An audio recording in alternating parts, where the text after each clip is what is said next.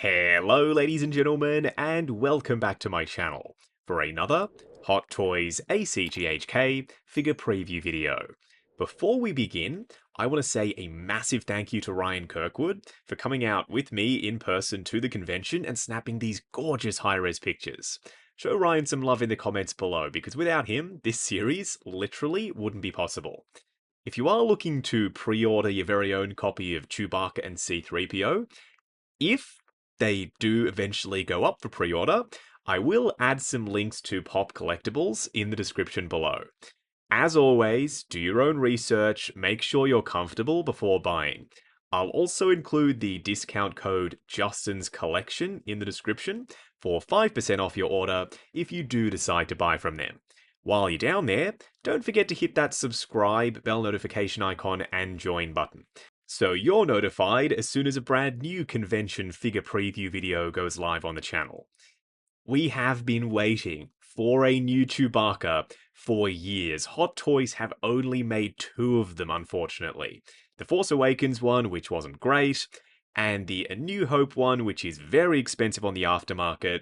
His fur was too dark for me, and I didn't love the facial structure underneath the fur.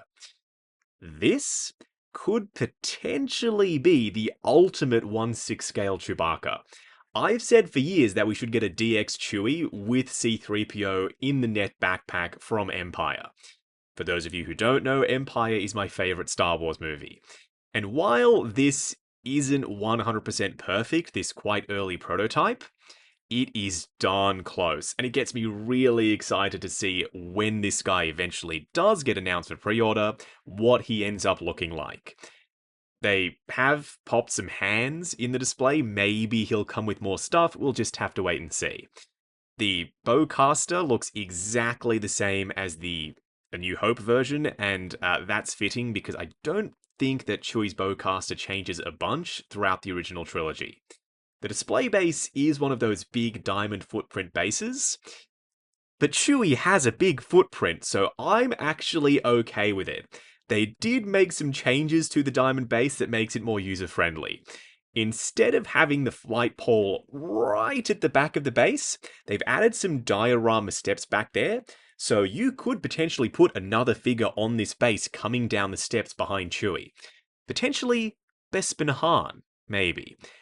And they've moved the flight pole to the middle of the base, so Chewie doesn't have to be standing right at the back where the steps are, he can stand towards the front, and then you can use the back part for something else entirely. This base, not my preferred option, but a nice update on the terrible diamond design. Chewie's feet underneath the fur, they are sculpted plastic, and Ryan actually joked to me when I was standing next to him when we were taking the pictures and videos that he's only really just taking pictures of a bunch of fur, and that's true. You can see that they have futzed and styled the hair pretty well to make his legs look chonky. That's something that you will have to do every so often with Chewie. As the hair starts to fuzz up a little and the product that they've used to keep it matted down wears away over time, you will have to add your own and get the hair to look how you want it to by styling it from time to time. His bandolier slash bag does look like it's made of pleather. I've not had any issues with my other Chewie's bandoliers or bags, so I think it shouldn't be a massive issue in terms of pleather deterioration. We will get to C-3PO in just a second. They do have him posed with the E11, and I like that option. Just something different, you know? It's also quite Empire Strikes Back specific. The gradient effect with the hair, I'm not exactly sure how to describe what they've done here, but we've got darker hair and we've also got lighter hair strands in the mix. Is this going to be a DX artisan Chewie? Maybe. I think this is probably the same stuff that they used last time. It's got that real synthetic sheen about it. I could be wrong, this may be real Tibetan lamb's wool, which is the stuff that they use for their artisan figures. And if it is, that means that because this guy is covered in it head to toe, he would have to be a limited release. There's no way they could do that wool hair implantation on an entire figure and make just an infinite run. It would be way too labor intensive. C-3PO, as it stands right now, I don't know if he will be a full figure or not. There is a visible wrist peg underneath that hand, and the arm joint looks like it's a real joint. They may have just broken down a Return of the Jedi C-3PO and popped him in the netted backpack. If they did that, I'm surprised that this Chewie can stand straight up and down on this base, because C-3PO is a hefty boy. He's a die-cast release after all. I wouldn't be surprised if this was more of a static or display piece with a couple of moving joints, just the head and that arm, so that you could get some expressiveness out of him.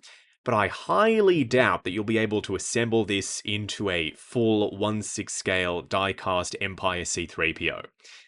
If they do end up going that route, I would be one happy collector, because that is such an awesome gimmick that is a really solid value add for those thinking about skipping Chewie because you have the other two. Well, if you're getting a bonus C-3PO, then why the hell not? That's how some people might think. In Empire, then leading on to Return of the Jedi, Chewie did develop these quite prominent eyebrow arches with his hair, and because this is a fully haired figure, you can give him those if you want to. I've seen people do it with the other Chewies. You just have to get a little styling brush and move the hair around to create those big arches. I'm now thinking if they do make this guy, I'll probably pick up a second one and have a Return of the Jedi Chewie and an Empire version. I wouldn't be surprised if you can open and close his mouth. It's very detailed on the inside there with some teeny tiny sharp little white teeth. Got the black glossy nose, and the eyes, because they're so sunken, they look like moving eyes to me. So at the end of this, does it look like the ultimate Chewie in 1/6 scale? Yeah, absolutely. I've been wanting this for ages, and fingers crossed it's finally happening. Now, I will pop a link to Pop Collectibles in the description below if this guy does go up for pre-order.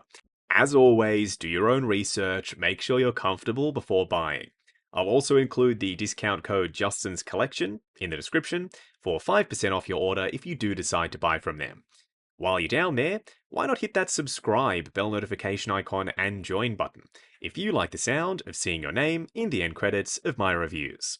Like, comment, and subscribe. We'll catch you in the next video.